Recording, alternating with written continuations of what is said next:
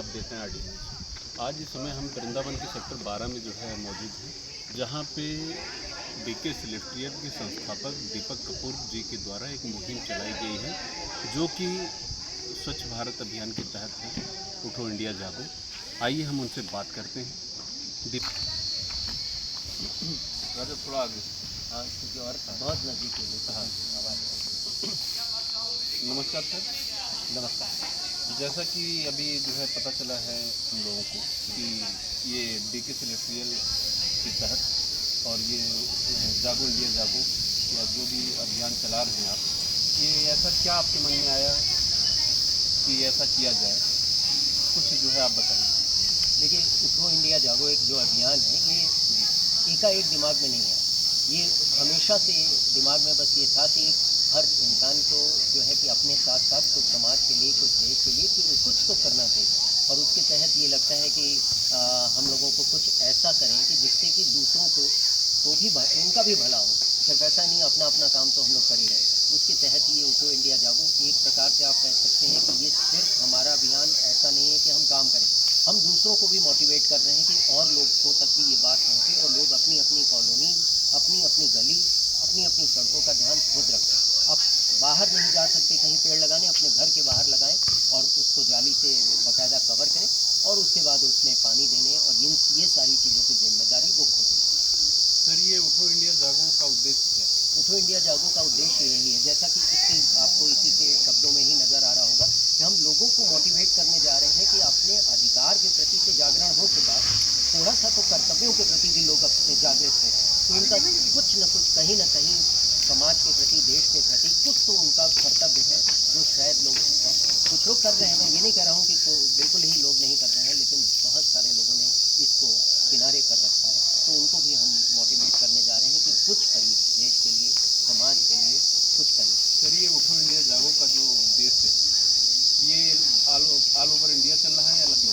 ये अभी तो ऑल ओवर इंडिया नहीं चल रहा है, लेकिन इसका जो आप इसके नाम में ही देख रहे हैं कि उठो इंडिया जागो, तो हम इसको कहीं एक क्षेत्र, एक शहर, एक प्रदेश से ही सीमित नहीं रखना चाह रहे हैं। हम लोग इसको पूरे देश में एक अभियान की तरीके से चलाना चाह रहे हैं। तो अभी है, ये एक स्टार्ट है, ये शुरुआत है, तो भले यहाँ से हो रही है, लेकिन इसको फैलाना तो पूरे देश में। सर, अभी पता चला है कि इससे पहले आप मिर्ज़ापुर में भी ये अभियान या इससे अच्छा अभियान चला रहे थे, तो क्या इस समय मिर्ज़ापुर में भी लोगों को जागरूक कर रहे हैं? ये अभी तो नहीं कर रहे हैं। और मिर्ज़ापुर में काफ़ी मैंने बहुत सारे इस पर काम किया है कि गंगा घाट की सफाई से लेकर, तुलसी के पौधारोपण से लेकर और शहर को में जो पर्यटन के रूप में ये शहर जाना जाए, उस पर भी काफ़ी काम किया है।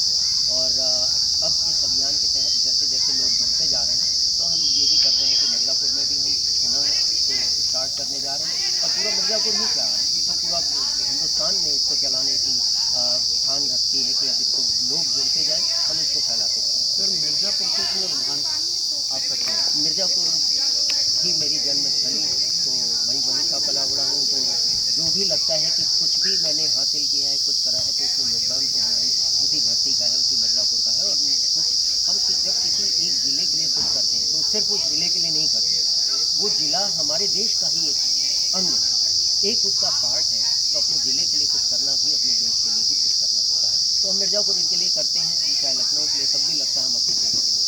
सर, इस कार्यक्रम के माध्यम से आप जो है जनता को क्या संदेश देना? मैं तो यही कहूँगा, थोड़ा सा हो सकता है कि शब्द मेरे कड़े लगे, लेकिन मैं यही कहूँगा इन सारी चीज़ों को, देश के लिए कुछ करने जैसी चीज़ों को अनिवार्य कर देना चाहिए। एक दिन में 86,400 सेकंड होते हैं, 6,400 सेकंड हर किसी को देश के लिए देना ही होगा, इसमें कोई ऑप्शन होना ही नहीं चाहिए।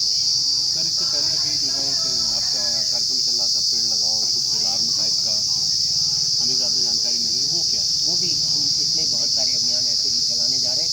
अब तो एक तो मिशन ग्रीन बालकनी चलाने जा रहे हैं, जिसके तहत हम लोगों को ये कह रहे हैं बाहर जाके आप पेड़ नहीं लगा सकते, अपनी बालकनी में लगाइए, वहाँ तो आप आसानी से पानी दे सकते हैं और बहुत आपको मेहनत नहीं लगेगी। तो अगर सारी बालकनी ही, अगर एक ज़िले की सारी जितने घरों में बालकनी, अपार्टमेंट में बालकनी है, सब ग्रीन हो जाए, तो कितनी ऑक्सीजन तो लोगों की बालकनी से निकल करके बाहर आ जाए। सर, 2020 और 21-22 की बात है, आपने लोगों को जो है बहुत सारे पौधे बांटे, वो कौन सा पौधा है जो बहुत ज़्यादा ऑक्सीजन? देखिए, वो हमने नासा की वेबसाइट से एक 22-24 पौधों की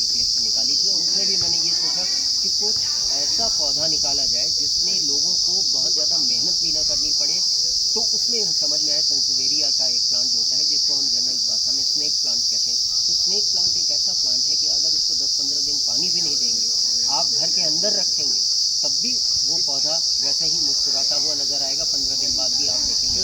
इन पौधों की अपेक्षा वो जो है ज़्यादा ऑक्सीजन देते हैं। ये ज़्यादा की बजाय मैं ये कहूँगा कि वो जो नासा की वेबसाइट से मैंने निकाला है, वो ज़्यादा से मतलब नहीं, उसका 24 घंटे से मतलब था कि अंधेरे में जैसे फोटोसिंथेसिस की क्रिया नहीं होती पौधों की, तो रात में ऑक्सीजन नहीं देते, हर पौधा हर समय नहीं देता। लेकिन इसमें नासा ने ये कहा कि ये पौधों की जो लिस्ट है वो कि ऐसे पौधे हैं जो आप घर के अंदर भी रखेंगे, धूप नहीं भी लगेगी, 15-20 दिन में भी एक बार धूप लगेगी, तब भी इनकी अनवरत ये क्रिया फोटोसिंथेसिस, जैसे अरेका पाम हुआ, डेसनबेगिया हुआ, स्नेक प्लांट हुआ, तो ये कुछ ऐसे प्लांट है, रबर प्लांट हुआ, बैम्बू प्लांट हुआ, ये हमेशा ऑक्सीजन देते रहते हैं, चाहे इनको आप धूप में न भी रखें तो।